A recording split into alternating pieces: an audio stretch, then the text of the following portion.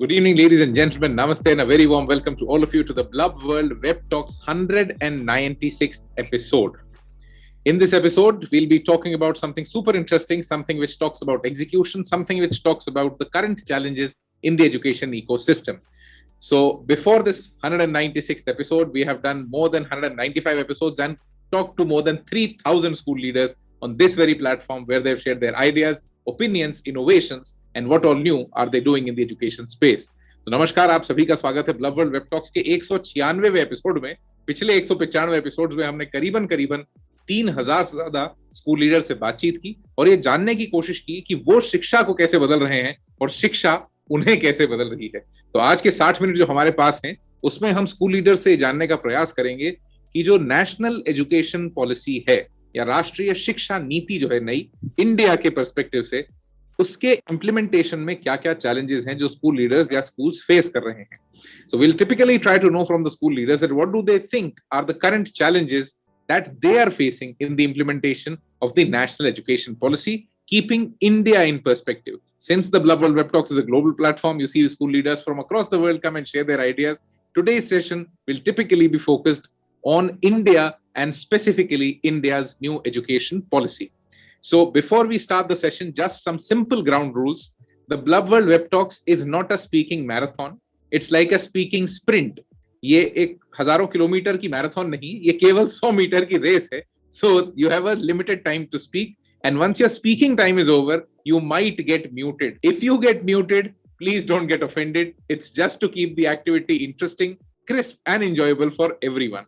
Secondly, this is a bilingual platform, so you can use Hindi, English, or Hindi, any of these two languages.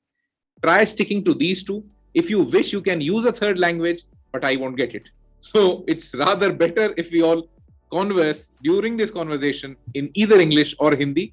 जिस भी भाषा में आप comfortable हो वो भाषा का इस्तेमाल कीजिए, बिकॉज आइडिया इंपॉर्टेंट है, लैंग्वेज केवल मीडियम है. तो मीडियम को उतनी ही इज्जत दें जितनी देने की जरूरत है. मीडिया से अपनी ब्रांड पोजिशनिंग को बदलने मत दीजिए, परसेप्शन को चेंज मत होने दीजिए. Let language play the role of a language and let ideas stay there. The major motive behind this platform is to create the world's biggest repository of ideas in the education space. So thank you so much everyone for joining us today for the 196th edition. Let me invite the first speaker for today to initiate the session by sharing her experience on what does she think are the current challenges faced by schools in India in implementation of the new national education policy. या भारत के school कौन सा challenge सबसे ज्यादा face कर रहे हैं जब उन्हें नई राष्ट्रीय शिक्षा नीति को इम्प्लीमेंट करना पड़ रहा है या उसे अमली जामा पहनाना पड़ रहा है. So very warm welcome to the first guest for today, Mrs Aastha Bhardwaj, the principal of Samvid Gurukulam senior secondary school from Vrindavan, Uttar Pradesh. Aastha ji, over to you for the next 3 minutes. Please unmute yourself and a very warm welcome. Namo Narayan, Daksh. Namo Narayan to all present here, to all my colleagues here. So although the question is just making our pains emerge, to be very honest, Daksh, first of all, if we talk of NEP, I may be wrong into my perspective, but I would like to share my perspective here. It is about NEP is what requirement of life is actually now. We always say that we need to change the list of what is to be purchased according to the list of what is the requirement of life. So now, because into the education, with the change of scenario, the requirements of the groomed people, the groomed of the grooming of students, this all has changed. So NEP was required, but still, what is framed needs to be executed, and what is to be executed needs a very good action plan first of all. So I don't think we are very clear. Even it might be with all educators that we are not very clear with what is the exact action plan that is to be executed. No doubt, we people are talking a lot about NEP, pan globe. But what exactly with bullets, what is to be executed?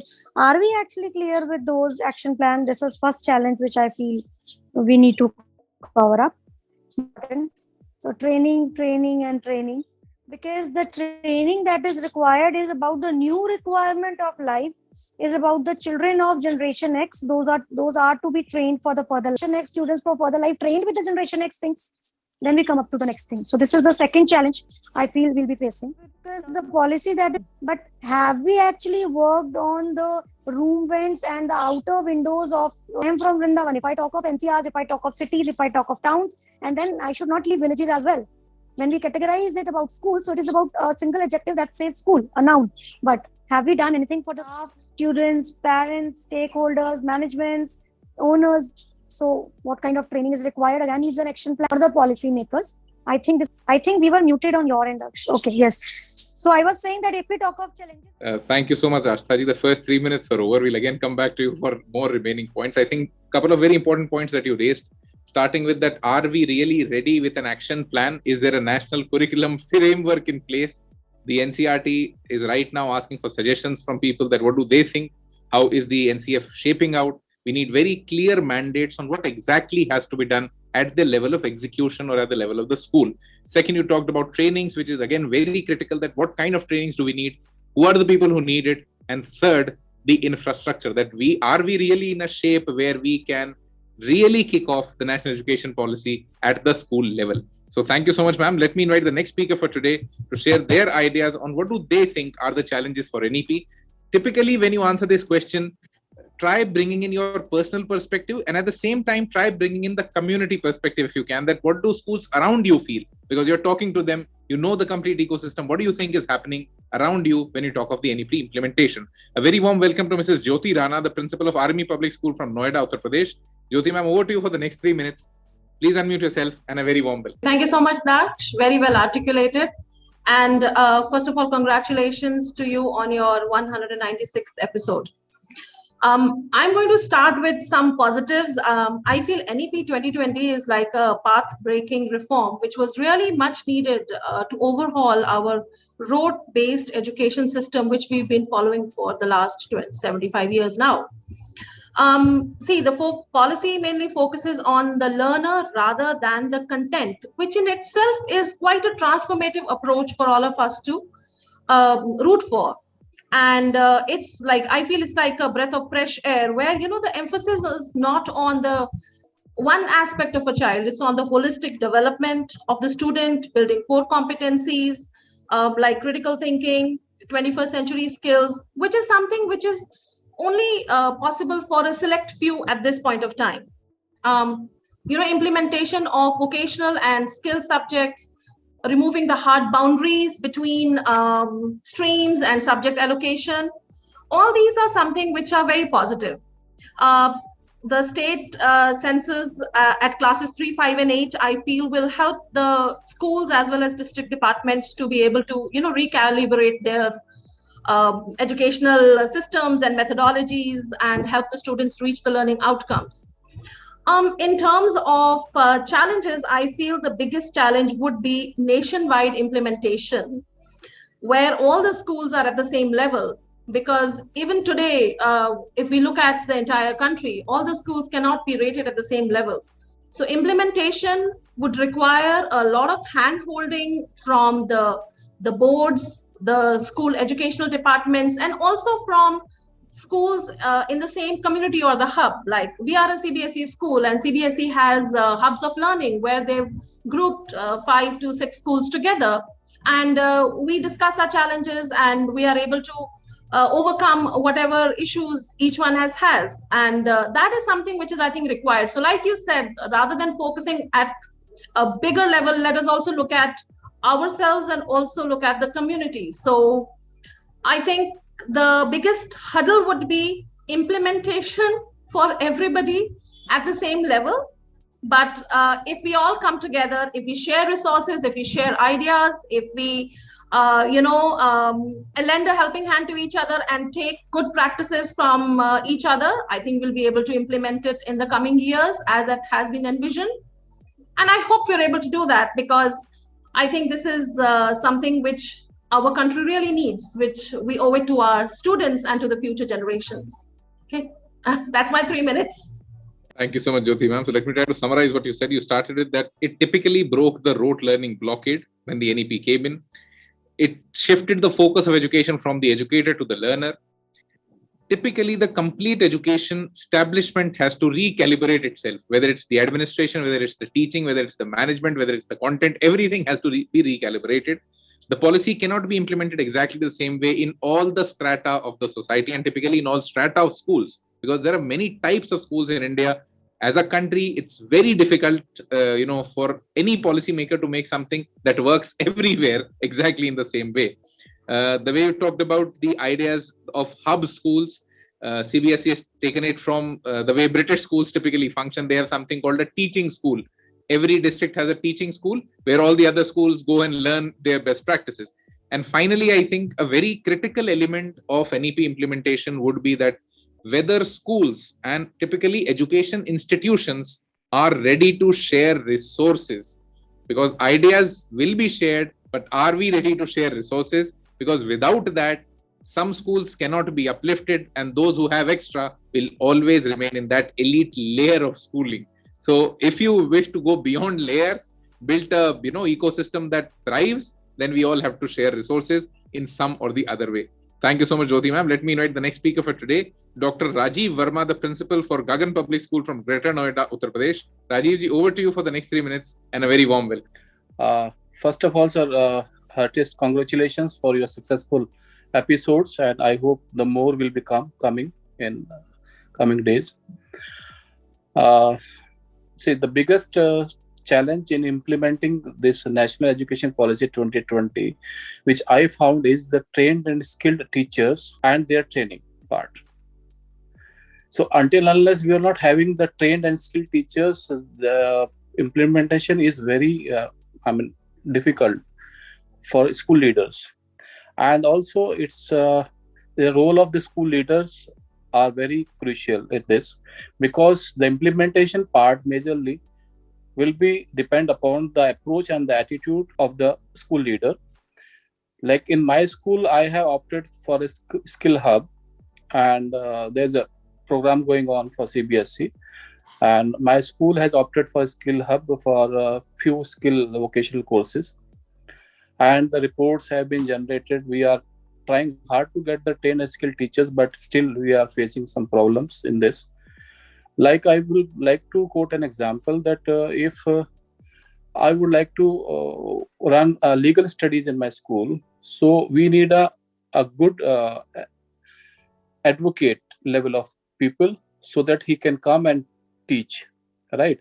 And the amount to be paid to an advocate, you can imagine what amount he will ask.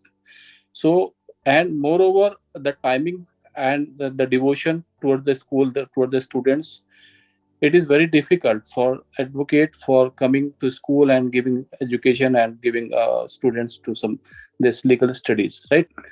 And though the CBSE is trying hard to give trainings to the teachers, but still I found that schools are struggling in this, getting infrastructure ready for skill hubs and the training part. And moreover, as you said, that it is not equally implemented in all the areas, because though CBSE gives affiliation in one go, for all the schools, the rules and regulations are same, but the stakeholders are different, right? Like in semi-urban, or you can say in rural areas, there are CBSE schools, but there is a lot of difference in the teaching skills and the implementation part that cannot be matched with the school those are running in NCR or metro cities. So of course, there is a challenge, but we are here to overcome the challenges as leaders, because the implementation depends on our approach. So we'll find means and ways to develop the skills in our students so that they can become a successful entrepreneur, rather than just searching for their jobs after class 12th or graduation or some courses. I hope I have justified with my 3 minutes. Thank you so much, Rajeev, for sharing your thoughts. To summarize what you said, teachers training is the biggest hurdle, because whenever you talk of school, a school employment is a low stake employment. And for low stake employments, the retention becomes a big challenge. And when you have to retain a talent and you need to do, get some very good stuff coming out of them, it becomes a secondary or typically an ancillary challenge. And that has to be met in some or the other way. and which is a capability that most of the schools don't have.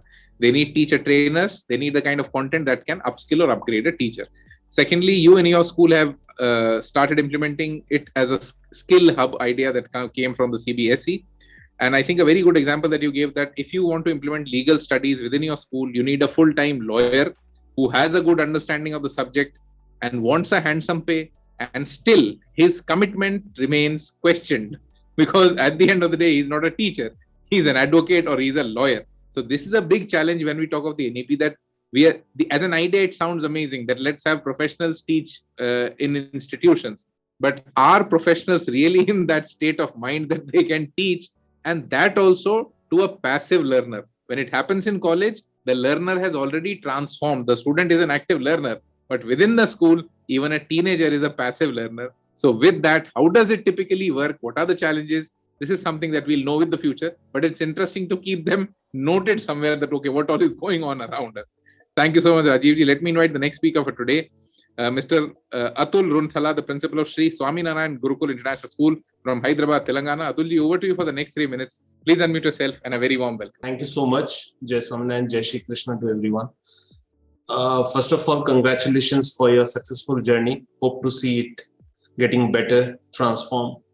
See, when we talk about NEP, it ensures universal access at all levels of schooling from pre-primary to grade 12 with the motto of educate, encourage and enlighten.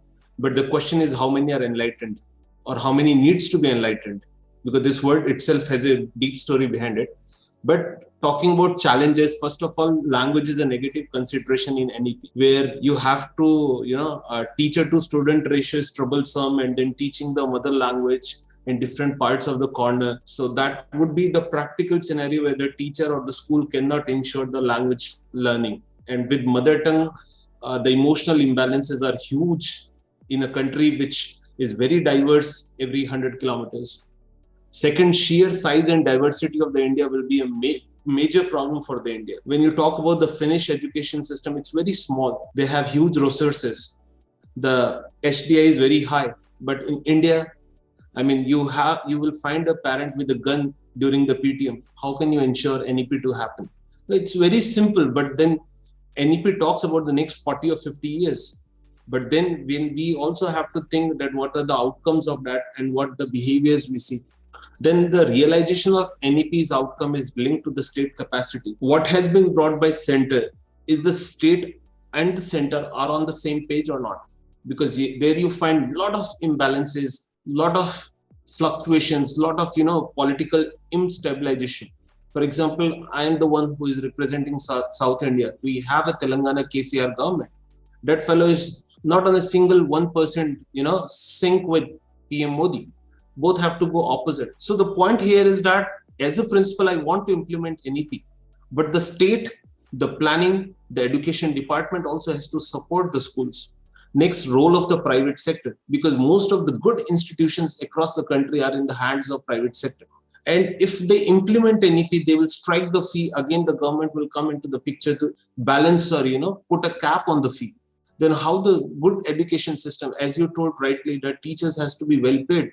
But then again, the fee is a bottleneck for almost every institution. Next is the successful execution of key initiatives require financial resources for their decades. And most of the schools in India are underprivileged or unfunded, or certain issues are there. But anyways, we also see that some good things have also happened in the past, like the dropping of MPhil course. I think that is one of the key initiatives the government has taken in the last 2 years after the announcement of this NEP 2020. So we see that with a lot of flaws and a lot of planning, at least if the stakeholders, the principals, the teachers who have become by choice, they will definitely sort it out and improve and transform the modern future generation of this country. Thank you so much for giving me time. Thank you. Atulji, let me try to summarize what you said. I think you made some very important points, and you gave a very good picture of how does state and central leadership divide actually block things at the execution level. Because when we talk specifically of India, in India, education is a state subject. And that's where things change a lot, because constitutionally, it's a very big gap that actually comes in. The state can implement its own education policy. The center can implement its own policy. But the challenge is The center's policy is not a mandate. We are not in a federal setup. We are in a setup where all the states come together, have their own opinion on things. And that makes it a little difficult for the people who finally handle the execution, whether it's the school leader, the administrator, or the teachers, because they will always be in a fix that to which side does our leader sit on? Does he want to be with the state? Does he want to be with the center? You talked about, I think you gave a very good example. If we try to picturize that example, it typically explains the state of tier 2, tier 3 schools in India. And how does the picture pan out there? Just try to imagine a sentence that sir said, that you can actually see a parent with a gun in your PTM. Now, this imagery in itself has a message out there to understand that how are you going to deal with parents? Because your consumer and your customer is different. Your consumer is the teenager or the student, and your customer is the parent. He's the one who's buying the service. And then there's a big spectra of parents that you cannot handle so easily. You talked about a very continued supply of funds if you want to typically successfully implement anything. But whenever the education space in India, goes into a model where they, deliver amazing education, then they want amazing fees with it. And whenever they want to charge it, the government comes somewhere for discussion, somewhere for capping, and that's where things get challenged. And finally, I think a welcome step, which is dropping MPhil, is absolutely a welcome step, because we are going towards de-theorizing things. We are trying to make them more and more practical. Thank you so much, Atulji. Let me invite the next speaker for today, Mr. Kabira Sinha, the principal from Mountfort School from Banka, Bihar. Kabira ji, we had a very specific reason of inviting you here. बहुत बार platforms पे बहुत सारी बातें होती हैं जहां जो tier 1, tier 2 schools तक की बात हम कर पाते हैं. टियर 3 स्कूल्स का ओपिनियन रखने वाला ही कोई नहीं होता है. So typically want to know from you कि when you get into an ecosystem like Bihar, when you get into an ecosystem which is a typically tier 3 or tier 4 city, how are the challenges there when you want to implement anything? Thank you for giving me a chance. Actually, there is no problem in infrastructure in my school because the school has enough areas. But in my opinion, government should not have to be implementing a circumbadges like situation. Like when you are circumbadging anything and implementing the new education policy, they should keep some time. I think schools are not ready. I think 75% of schools are not. Only 25% or less are ready. The government don't have to act like a filibuster. So I think in my opinion, they should give at least 10 years time. And second thing I don't like about NEP is that they have banned Chinese language. Means a most populated country. Suppose someone in our country wants to learn Chinese language. So they can learn Chinese language and then they can go to China and they can do entrepreneurship and all like that businesses. So that thing is banned. I don't think that is in the benefit of our country. So means becoming angry and making enemy is another thing. But in our success part of view, means our rising part of view, it is very bad. It is very bad government implemented. And the main challenge in this, I think, is pedagogical. Means institutions and facilities, resources are not enough that our teacher can teach that kind of studies. So I think at least government need 10 years for implementing that kind of education system. That's from my point of view. I might be wrong, but that's my. Thank you for giving me that. Thank you so much, sir. And I think you made quite some very valid points when we typically talk of implementation. Even when we talk of NEP, the government typically projects that the first student who would take the benefits of the national education policy and come out of the education ecosystem will be in 2040. So there's a lot of time for implementation. But even saying that, and that being said, the challenge is that even till 2040, do we have a clear-cut plan that what exactly do we want to do? Because right now, it is actually working like a filibuster, that any day you feel like doing this, let's start doing this. The other day you feel, okay, let's start something new. So it's typically a trial and error that's going on. And the problem is, it's going on at a scale which is uncontrollable. And that is something where we have opened the Pandora's box. There's a continuous challenges that are coming up and there's nobody to solve them. And I think I would rather say a good suggestion personally, but I don't know whether it can be said on any national political, driven media house, that banning Chinese or typically a language is a bad step for the future generation. We ourselves are setting up barriers for their future challenges. I think alienating languages or alienating cultures is something that India cannot afford, at least, because we are going to be the most populated country in the next year itself. And when we want to engage our population across the globe in multicultural teams and multicultural organizations, we cannot, get into alienating anyone at all. We have to be more and more inclusive. So thank you so much. We heard all the speakers for today for their first initial thoughts. Right now, for the next 5 minutes, this is an open floor. If you want to add something, if you got muted, there's something more that you want to say, something more that you want to put through the discussion, it's an open floor. You can just raise your hand and unmute yourself for sharing that. Yes, Jyoti ma'am, please. Yes, thank you so much, Daksh. Daksh, I feel, any change is something which we generally would resist. And when it comes to educational reforms, it's almost like everybody says, there's no stress. Kids are not under stress. They are not putting enough stress. We are not giving them stress. Why do we need to give them stress? There's plenty of stress around the world already.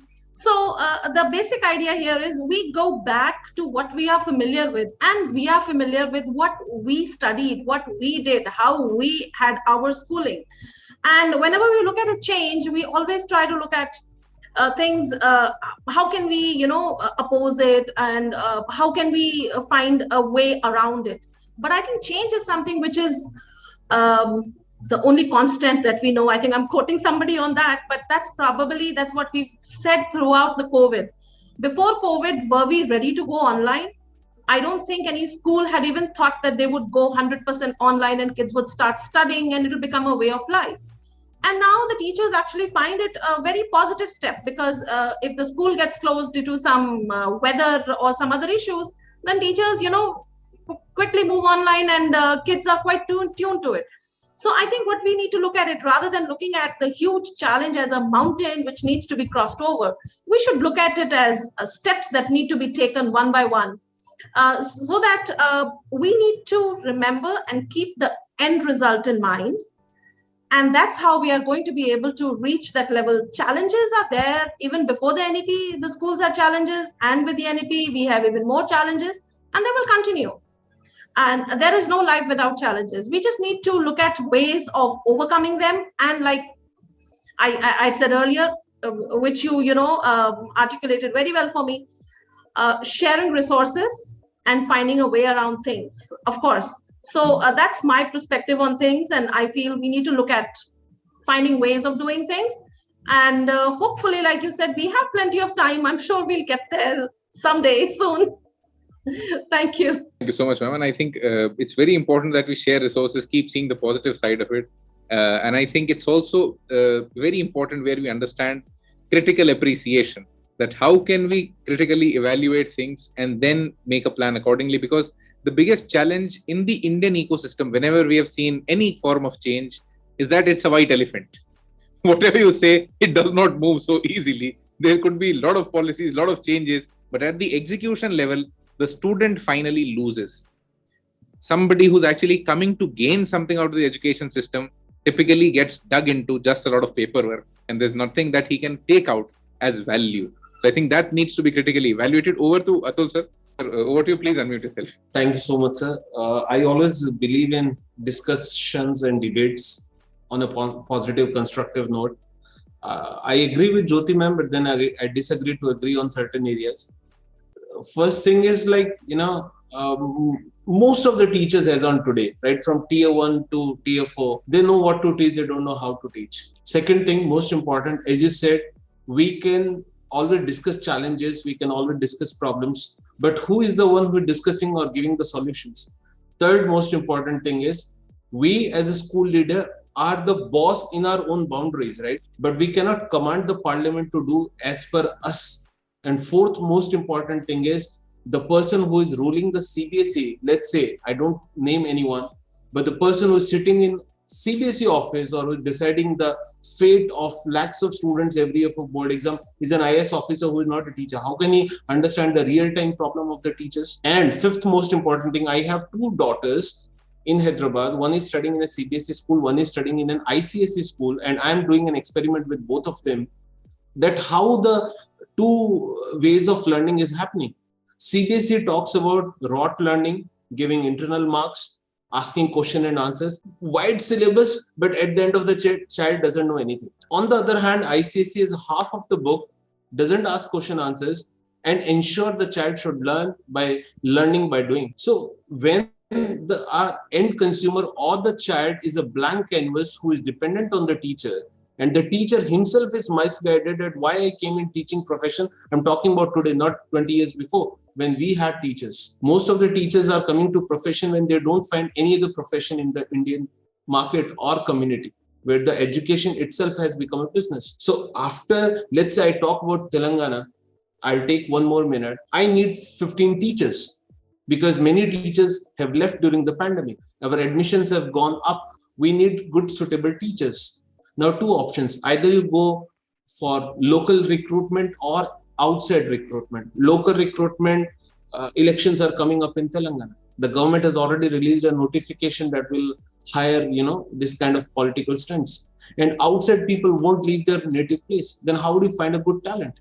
Then somehow you have to make the show running. That's the leader, the principal quality, that nothing should stop. At the end of the day, the show must continue. So what we are doing, if you ask me, we are making certain compromises. Don't you think wherever we are working as a principal, we are making certain compromises, either with the management or with the government agencies or something on that sort? So with those compromises, NEP talks on a broad vision, macro level. But what are the micro level details? How will you implement? How will you satisfy all the stakeholders? How will you incorporate the fee structure? How will you get the proper talent? Every year, India produces lakhs of engineers, but there is not a job for 1% of them.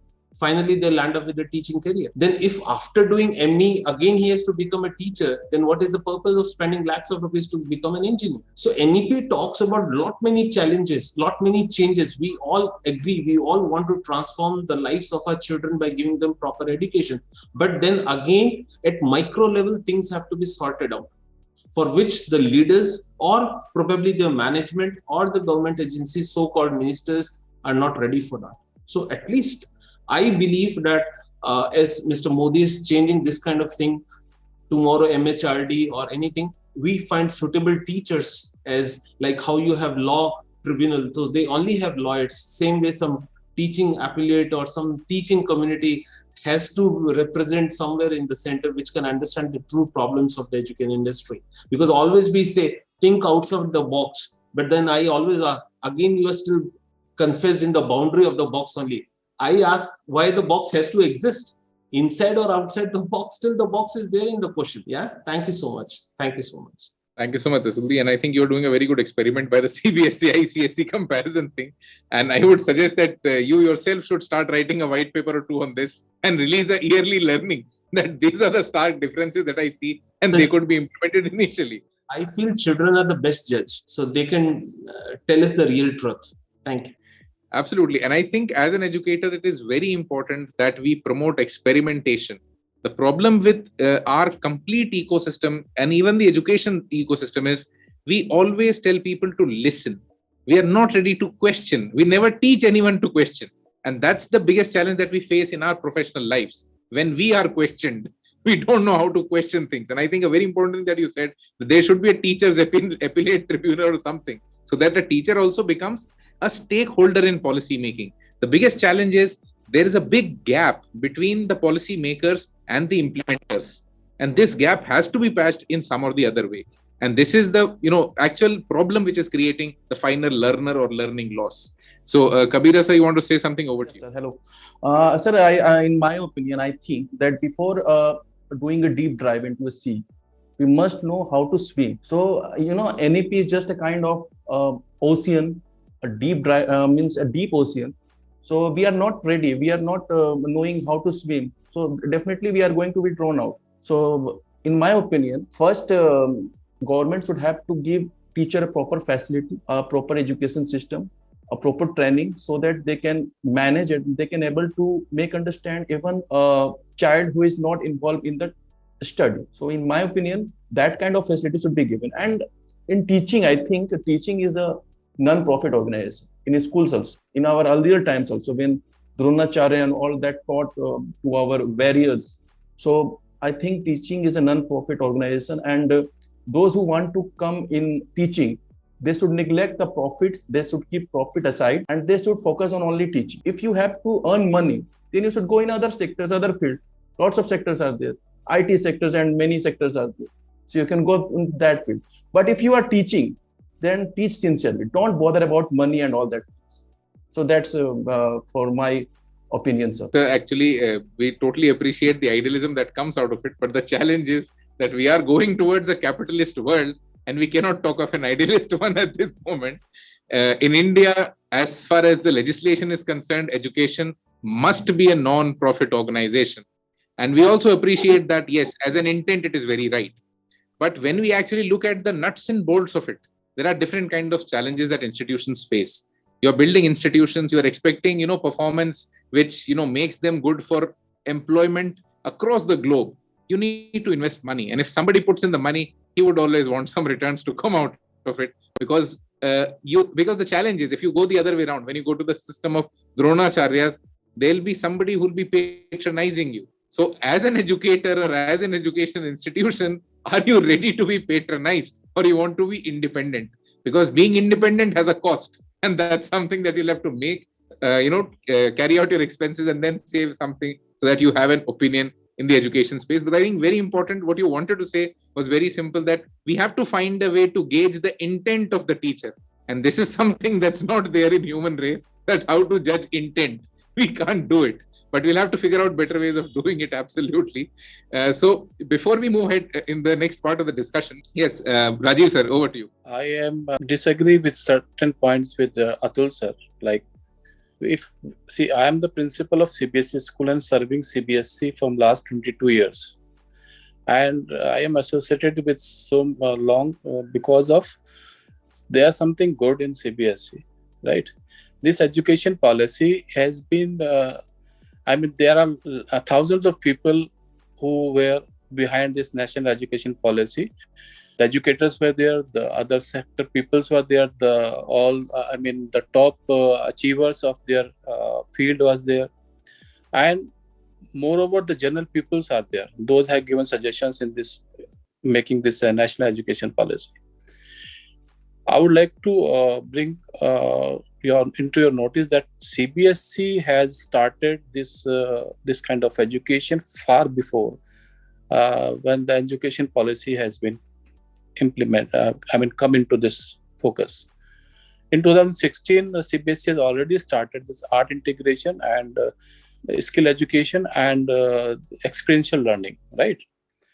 So, and I'm talking about 20 years back, CBSE has removed this barrier of giving this physical education or music to a science student or science stream.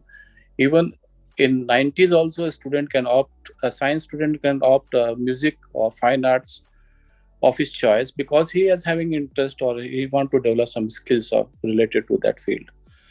But yes, of course, there are challenges, and in the beginning I said that challenges are always welcomed by us because we are educators, right?